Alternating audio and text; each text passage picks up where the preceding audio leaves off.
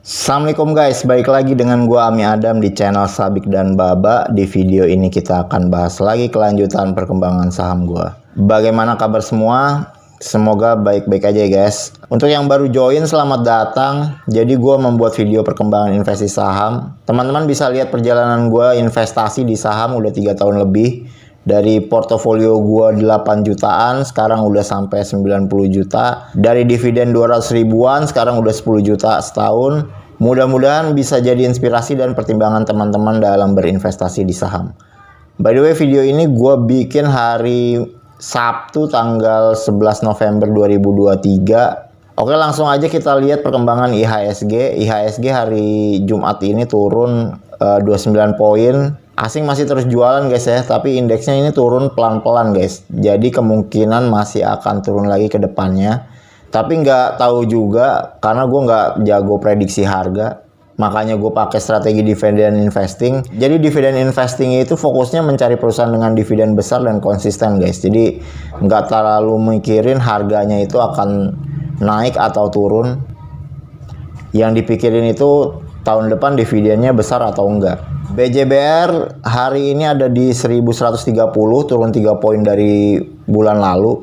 Ini semakin murah guys ya, semakin pengen gue beli. Tapi ada saham yang sebenarnya di bulan ini sangat menarik, nanti gue kasih tahu. Jadi gue nggak akan beli BJBR dalam waktu dekat, kecuali harganya akan turun ke 1000 guys. Kalau harganya turun ke 1000, gue pasti akan nambah muatan di BJBR. Demas ada di 169, turun 6 poin dari bulan lalu. Gue berharap dividen interim Demas cair bulan ini atau bulan depan, dan mudah-mudahan sampai ke 10 rupiah per lembar. Karena laporan Q3-nya itu sebenarnya kurang memuaskan guys. Tapi gue masih optimis Demas bisa ngasih gue dividen 10% per tahun. Kemudian Hexa juga turun ke 5.400, bulan lalu 5.575. Jadi emang buat para dividen hunter, dividen trap itu berasa banget ya guys ya. Emang pola pikirnya dividen hunter itu sama dividen investor beda guys. Bukan berarti dividen investing itu lebih baik daripada yang strateginya dividen hunter. Karena kalau gue waktu kumdet jual Hexa dan gue buyback di harga sekarang, untungnya itu lebih besar daripada gue keep Hexa sekarang nih guys. Kemudian MPMX juga 995, ini turun 25 poin dari bulan lalu. 995 itu harga gua beli guys. Jadi gua kalau harganya di bawah 1000 itu MPMX sama kayak BJBR itu gua mau beli. Kemudian PTBA turun ke 2340. Nah, ini sangat murah karena PTBA itu harga beli gue itu 3000 guys.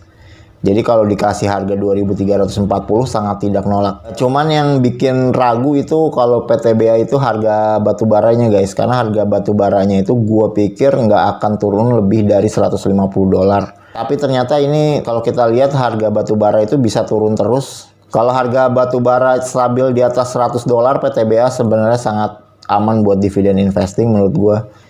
Jadi gue akan pantau terus apakah harga batubara itu tetap bisa di atas 100 atau enggak. Kalau tetap di atas 100, udah pasti gue akan beli PTBA lagi.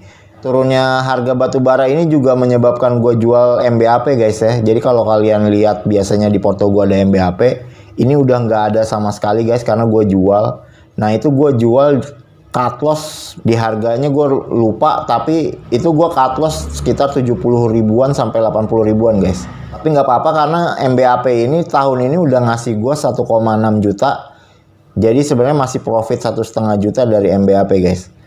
Nah, gue jualnya itu beberapa hari setelah pengumuman dividen interim. Jadi gue nggak ambil dividennya. Seandainya gue ambil dividennya itu target dividen gue yang 10 juta sebulan ini langsung tercapai. Tapi berhubung dividennya itu di bawah ekspektasi gue, jadi gue jual guys. Karena ekspektasi gue itu minimal MBAP itu ngasih gue interim di bulan ini tuh 300 rupiah ya. Tapi ternyata yang dikasih cuma 245, itu di bawah ekspektasi gue. Makanya gue jual. Ini mutasi gue tanggal 11 gue top up 500 ribu, langsung gue beli saham. Seperti biasa settlenya itu di T+2. Jadi di sini tercatat tanggal 13 gue ada pembelian saham. Tapi sebenarnya belinya itu pas tanggal 11 pas gue top up.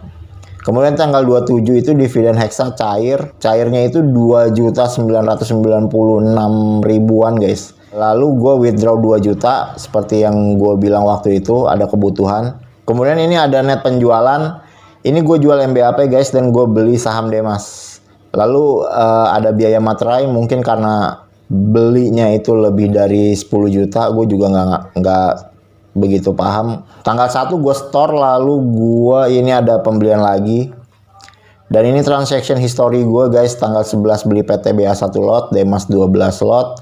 Lalu tanggal 27 Oktober untuk pertama kalinya di tahun ini gue jual saham guys. Dan sahamnya itu MBAP seperti yang gue jelasin tadi. Walaupun sebenarnya gue sangat suka kebijakan dividennya MBAP. Tapi karena harga batu bara yang cenderung turun, jadi gue pengen switch gitu guys dari MBAP ke saham lain yang lebih menjanjikan dividennya lebih stabil. Gue tukar saham MBAP ini sama Demas karena di hari itu tiba-tiba harga Demas itu turun dari 173 ke 168. Dimana kalau 174 aja gue masih sangat senang untuk membeli Demas, dan ini dikasih harga 168. Jadi gue langsung beli aja tanpa ngecek hari itu ada apa sebenarnya. Karena dari laporan keuangan di kuartal 1 dan kuartal 2-nya itu bagus banget guys ya Demas.